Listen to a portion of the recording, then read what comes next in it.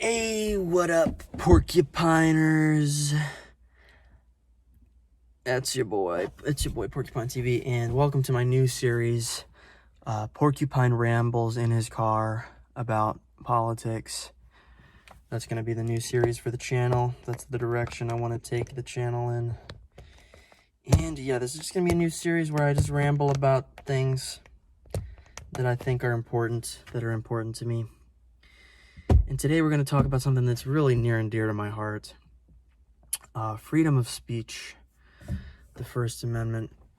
I feel like there's a growing sentiment of, oh, there's people saying extreme shit, just silence them, just get them away from me, ruin their life. Just make them fuck off. And it's really antithetical to the idea of free and open discussion, which I think is really important. And I really don't think anyone cares about free speech. I think people just use it as a tool when it benefits them, right? When we look back at like the civil rights movement and stuff, it was all, the liberals were the champions of free speech. We need, Martin Luther King needs the right to speak. And then conservatives wanted to silence MLK and all that stuff, silence the civil rights movement. And it was, the left that was the champions of free speech. But then now, modern day, when it's mostly like the social media companies that are liberal, that are left-leaning, that sort of control speech. Now, liberals are more okay with just silencing people. And it's the conservatives who are now like the champions of free speech online. But yeah, I mean, people don't really actually care. I think they don't want to be banned. When the policies are affecting them, then free speech is important. But, if it's affecting other people, I don't care, ban them, silence them. And yeah, again, I think there's a growing sentiment of anti-open discussion. And I've talked to some conservatives who, claim to be anti-cancel culture, anti-censorship. And I'm like, really? You're anti-censorship? What do you think of Elon banning Kanye for posting a swastika? And they're like, I mean, who really cares? I mean, fuck Nazis, blah, blah, blah. I'm like, oh my God. No one knows anymore why free speech is important. And free speech is still like a pretty controversial issue. The United States is the only country that actually has free speech. If you look at every other first world country, they all have hate speech laws where there's certain, extreme things that are actually illegal to say. In Canada, it's illegal to say that the Holocaust was fake. There's several European countries where you can't draw a swastika. That's actually like a crime. America is the only country left that actually supports free speech. And so yeah, when Americans are becoming more and more anti-open discussion and free speech, it sort of scares me. And I also think social media has become the new town square. And although legally they don't have to, adopt free speech policies because they're a private company, I think ethically they do have a duty to adopt free speech policies and get rid of the hate speech rules. But yeah, I sort of briefly talked about in my previous couple of videos about the social media companies, censoring far-right stuff. And people might be wondering, Porcupine, why is it so important that Nazis and white supremacists are allowed on Twitter? Does that really matter? And I'm really glad you asked. Yes, it does matter. There's a lot of reasons why I want Nazis on Twitter. And yeah, so I wanted to explain clearly and concisely why I believe in free speech absolutism. I don't think there should be any sort of hate speech laws or anything. I just want to explain that to give the most compelling argument I can as to why that's important. Sort of the number one reason I believe in free speech is if an idea is really so extreme, right? We think Nazism is so extreme, so radical. If an idea is really that insane, you should be able to debunk it like fairly easily. I don't think like the average person is going to read a couple chapters of Mein Kampf and then like the next day they're like, I don't believe the average person is that fucking retarded. That's why we teach about Hitler in school, is because people can be taught about the Nazi ideology and understand that it's garbage, right? We don't believe every single thing we're told. So the idea that we need to ban a certain idea is just cringe and fucking retarded. I think the average person, given the arguments, in favor of Nazism and the arguments against Nazism, is probably going to lean towards against. I don't think the average person is a big fan of like death camps and and authoritarianism. So yeah, I don't think the average person is like that fucking retarded that they're just going to believe, the first Nazi video that they see. And if you truly believe that the average person is that stupid, then like, why do we give people the right to vote? Why do we give people the right to go wherever they want? Why do we give people the freedom to like have their own religion? Why? You can't simultaneously think that people are intelligent enough to, vote for the presidency and then simultaneously say, oh, well, we need to censor racist tweets, because if someone sees a racist tweet, they're going to become a racist.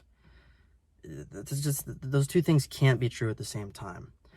So that's the first reason, is that we should be able to debunk these crazy ideologies fairly easily. The second reason I like free speech is I don't trust the general populace to decide what ideologies are radical and what ideologies are reasonable. I don't even trust myself to determine that, and here's why.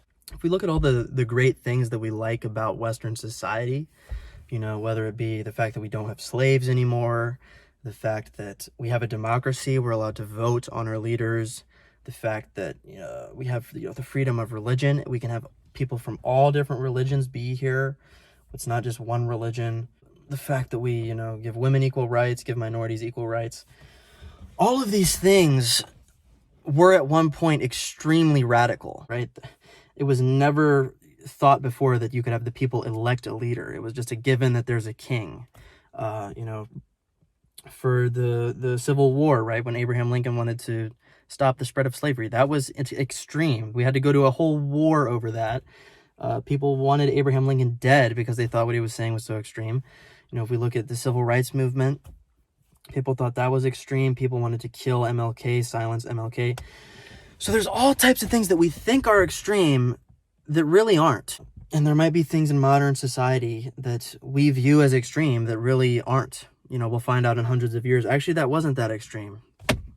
We view, for example, communism as very extreme.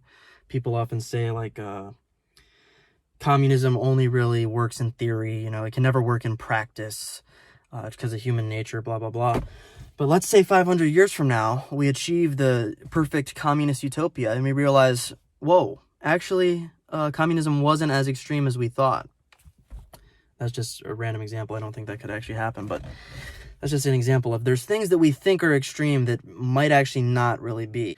And it also works vice versa, right? There's things that we think aren't extreme that we just take for granted as normal that, then years later we realize, whoa, that actually was very extreme, right? And people didn't think slavery was extreme. People didn't think, colonialism was very extreme. If we went back to the 1700s and we asked people, do you think anything going on in American society right now is going to be frowned upon in a couple hundred years? They'd probably be like, no, everything seems normal to me. I don't know. They wouldn't be able to tell you, oh yeah, slavery is probably going to be evil. They thought that slavery was normal. They didn't know that what they were doing was evil. Like, a slave owner is not thinking in their head, like, oh, owning a person is kind of messed up, but I'm just evil, so I'll do it anyway. They're not thinking that. They're thinking that the Negro is inferior to the white man. They have a lower intelligence. They wouldn't be able to do the things a white man could do. It's their place to work in the field. It's their place to do physical labor. This is what God intended. This is, they're happiest when they're doing physical labor. They have all these justifications in their brain for why what they're doing is okay. It's only in retrospect that we see, their justifications were bullshit. It was retarded.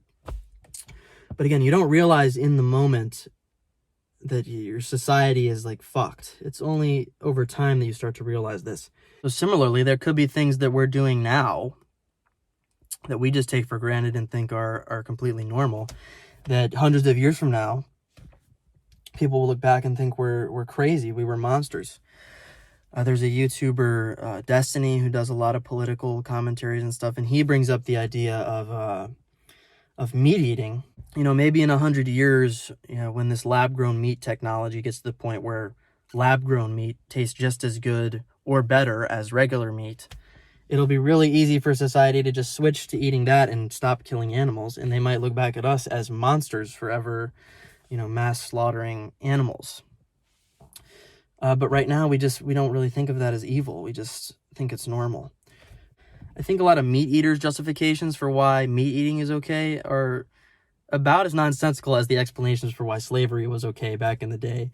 If you ask someone, why is eating a cow okay, but eating a dog is not? I don't think they'd be able to really give a compelling explanation as to why that makes sense. Or if you say, cockfighting is illegal, you can't make two chickens fight, but we can kill chickens. Like, why does that make sense? I feel like people wouldn't really have that good of explanations, right? We just kind of take it for granted that it's okay because everyone is doing it.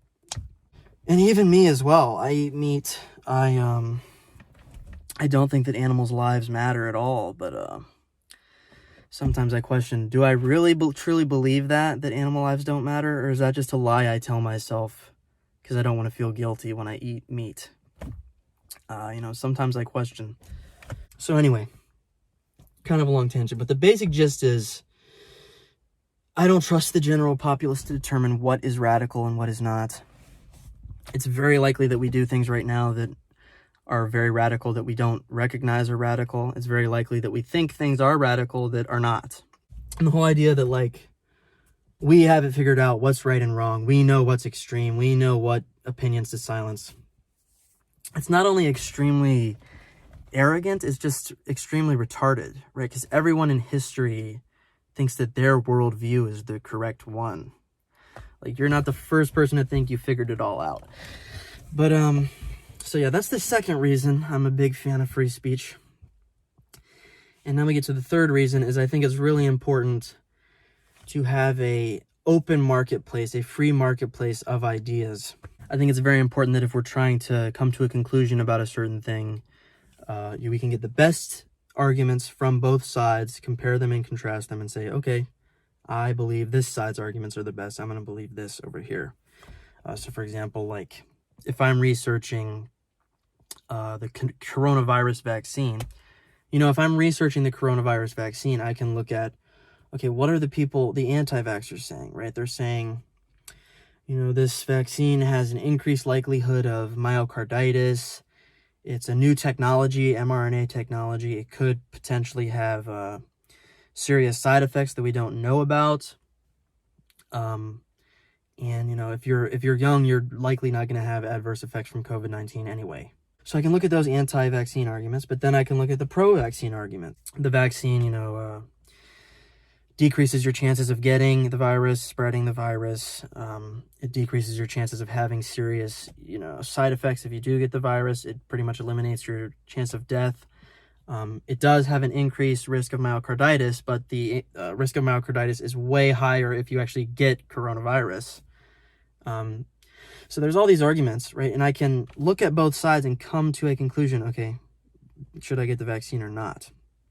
If I was only given one of these sides, I'm only given the anti-vax arguments, that's going to heavily bias my decision. And it's not because I'm an idiot. It's just because it's ignorance. I literally don't have the information to make a good decision. Sort of when you have only one side, you get stuck in these echo chambers, circle jerks, where your ideas are constantly being reinforced and you're not challenged. So what happens when you ban these certain ideologies, right? You ban Nazism, you ban white supremacy off of these social media platforms. That doesn't really get rid of the Nazis, right? All that does is it pushes them to the other platforms, these alternative platforms. There's Parler or all these conservative platforms. There's Nick Fuentes has a platform, Cozy or something. It just pushes them to these more and more extreme platforms where everyone already agrees with them, and they're going to only get more and more extreme because there is no push and pull. You don't have the both sides, right? We look at Kanye, and he went from, just asking questions about Jewish control in the media, and then 2 months later, he's full on saying the Holocaust didn't even happen. Let me just say this in closing. I've done a lot of study. I think Hitler was a really bad guy, and I repudiate what Hitler did. I understand that the British intelligence set him up and used him. I like Hitler. I don't like Hitler. And I know you're trying to be shocking with that. I'm not trying to be shocking. I like Hitler. I do not. The Holocaust is not what happened. Let's look at the facts of that. And Hitler has a lot of redeeming qualities. You know, and you're thinking to yourself, how the fuck did this happen that he like went down the Nazi rabbit hole that fast? It's because he's surrounding himself with all these people that agree with him. He's constantly getting positive reinforcement that he's right, and his views are getting more and more extreme, right? That's what happens when you ban these people off of the platforms. You know, if we allowed these extreme ideas actually on the mainstream platforms, you could actually get significant pushback. There might be something that could change your mind. You know, you have that push and pull of the both sides. It's just a really bad idea to just say, you know, oh, this ideology is too extreme, we can't talk about it, the conversation's gone. That doesn't really work. So yeah, just banning a certain ideology altogether does not get rid of it. That does not work. It just sends people down these it just sends people into echo chambers and makes them even more extreme. And yeah, that is why free speech is very important. I wanted to remind everybody.